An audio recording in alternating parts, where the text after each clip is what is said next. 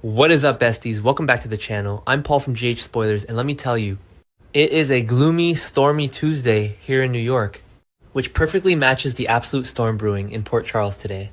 We are diving into Jocelyn's insane Wyndemere escape and a massive, jaw-dropping basement reveal that changes everything.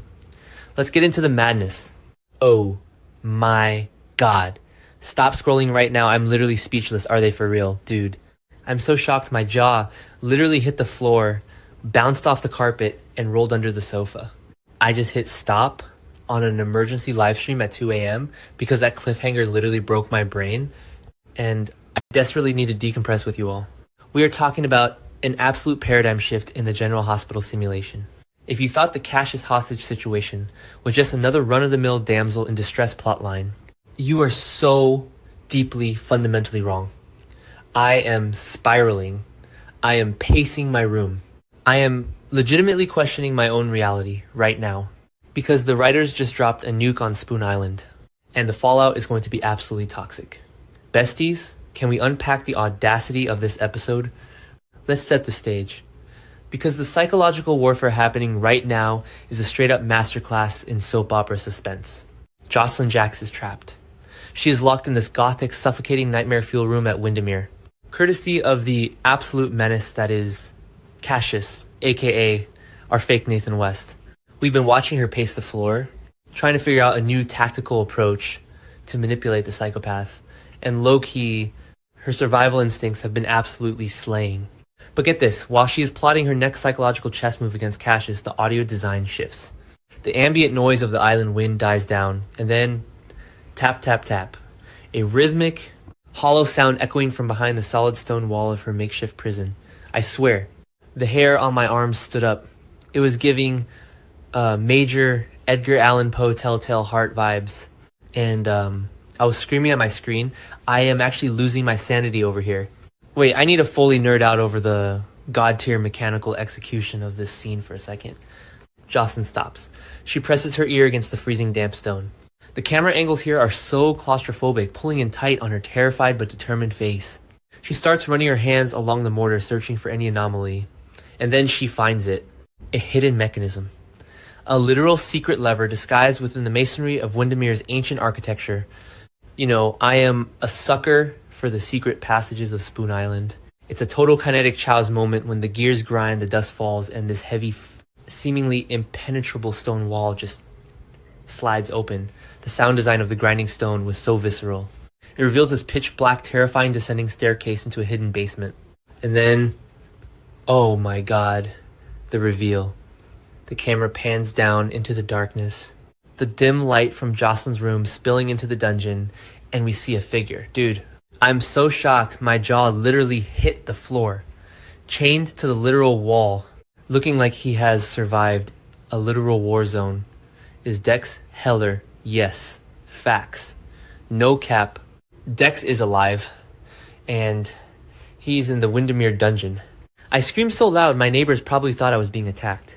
Does anyone else feel physically attacked right now? The sheer emotional whiplash of seeing him there.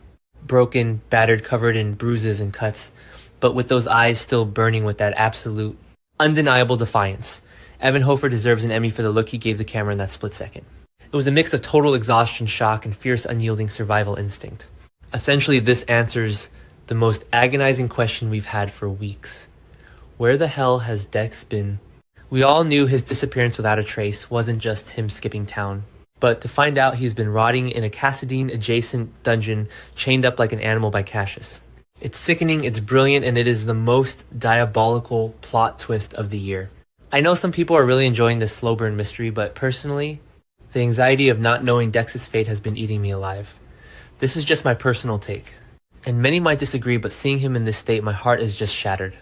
It's a chaotic blur of pixels and tears for me, right now. The boy has been tortured, kept in the dark, starved, and completely isolated, and yet he hasn't broken. That is my guy right there. Slay King, even in chains. But wait, let's dive into the logic behind the magic here. Because the system mechanics of Cassius's master plan are finally coming into focus, and it is terrifying. Why Dex? Why keep him alive? Why chain him up in the basement of the very same estate where he's holding Jocelyn? It's not just random cruelty. It's a calculated high-stakes game of 4D chess. Cassius isn't just obsessed with keeping Rocco's secret or terrorizing Lulu and Dante. He is using Dex as the ultimate trump card to blackmail Sonny Corinthos. Think about it. Sonny is currently losing his absolute mind across town, holding Rick Lansing at gunpoint, acting on pure paranoia and Ethan Lovett's intel. Sonny's empire is vulnerable because he's distracted, and Cassius knows that Dex is the key to manipulating the mob boss. Dex knows where the bodies are buried, and he is leverage. Hot take incoming, but Cassius is officially the most dangerous villain on daytime TV right now. He is playing everyone. He is playing Dante, he is playing Lulu, he is holding Joss, and he is using Dex to put a chokehold on Sonny. I am screaming. The audacity of this man. He has successfully orchestrated a multi-level hostage situation while maintaining the facade of Nathan West to the outside world for so long. The absolute mess makers in the writing room really cooked with this one, and I am both furious and obsessed. Don't you feel it's so unfair for Dex and Jocelyn to be the pawns in this massive, overarching mob and spy war? Don't you think they deserve a break? But no. They are trapped in the belly of the beast, and the stakes have literally never been higher. Now, let's talk about the reunion. The Jex reunion we have been manifesting for months, and it happens in a literal dungeon. The raw, unfiltered emotion in this scene was off the charts. Jocelyn's initial horror melting into this desperate, frantic relief. She rushes to him, her hands hovering over his wounds, because she's terrified to hurt him further. Dex barely able to speak, just looking at her like she's an angel who descended into hell. They have had so many misunderstandings, so much baggage, so much angst leading up to his disappearance. But in this moment, all of that is completely erased. None of the past drama matters. It is pure, unadulterated survival and love. They are looking at each other, realizing that they are the only hope they have left in this simulation. We are so back, besties. The Jex agenda is thriving in the darkest of places. Remember when they tried this with Esme Prince? Remember when Nicholas Cassadine kept her locked in the North Tower of Wyndemere? And it felt so isolated and crazy. Yeah, it went nowhere back then either, because it lacked this level of emotional stakes. Or remember when Faison himself used to trap people in subterranean lairs? Is the same tragedy happening to Jocelyn and Dex all over again? Echoing the generational trauma of Port Charles. It is giving me massive flashbacks to the golden era of GH, when the villains were truly unhinged and the heroes had to rely purely on their wits to survive. This isn't just a nod to the past, it is an escalation. Cassius is taking the Faison legacy of subterranean torture and elevating it to a modern high-tech psychological nightmare. Also, we need to talk about the absolute impossible lightning reflexes required for them to pull off what comes next. Because this isn't just a tearful reunion, it's a ticking time bomb. Cassius is going to return. They know his schedule. They know he could walk through that door any second. The frantic, breathless energy as Jocelyn starts yanking at the chains, looking for a weak link, looking for a key, looking for anything. Dex, despite being half dead, is forcing his brain to work, whispering instructions to her, trying to explain the lock mechanism. It is a straight-up masterclass in tension. I was gripping the edge of my desk so hard my knuckles were white. You can literally feel the seconds ticking away. Every scrape of metal, every heavy breath, it all feels so incredibly loud in that silent, stony basement. Wait, I'm getting way too deep in the weeds with the set design and the audio mixing.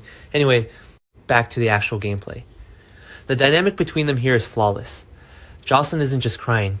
She is weaponizing her fear. She is that fierce Spencer Jax hybrid, channeling her mother Carly's absolute refusal to lose and her grandmother Bobby's street smarts. She is looking around that basement, analyzing the tools, the pipes, the layout. She is ready to go feral. And Dex, even while chained to a wall, is still trying to protect her, telling her to run, to leave him and save herself before Cassius comes back. As if she would ever do that. I am actually losing my sanity over here. I am losing my mind over his selflessness. He is literally bleeding out, and his only thought is her safety. If that isn't true love, I don't know what is no cap. And let's look at the broader implications of this. If Cassius is using Dex to blackmail Sonny, what happens when Sonny finds out? We already know Sonny's in a fragile, paranoid state. He just had Rick at gunpoint. When Sonny realizes that his former enforcer, the guy he had such a complicated, volatile history with, has been tortured by a fake cop to get to him. Sonny's going to unleash a level of violence on Port Charles that we haven't seen since the 90s. The mob war is going to intersect with the Cassadine Faison spy drama. and the collateral damage is going to be astronomical. Carly is going to lose her mind when she finds out Jocelyn was just feet away from a chained up Dex. Valentin, who is currently dealing with a paralyzed Jack Brennan in Carly's attic, is going to be dragged into this mess too. I know some of the fandom is probably thinking, oh, they'll just get rescued by Dante or Jason. But no, I don't want to rescue. I want Jocelyn and Dex to break themselves out. I want them to use that total kinetic Chow's energy, smash Cassius over the head with a loose brick, and walk out of Wyndemere covered in dust and blood like absolute action heroes. They need this win. They have been kidnapped and tortured. They need to be the architects of their own survival. I am manifesting this so hard right now. The writers better not rob them of their agency in this escape plot.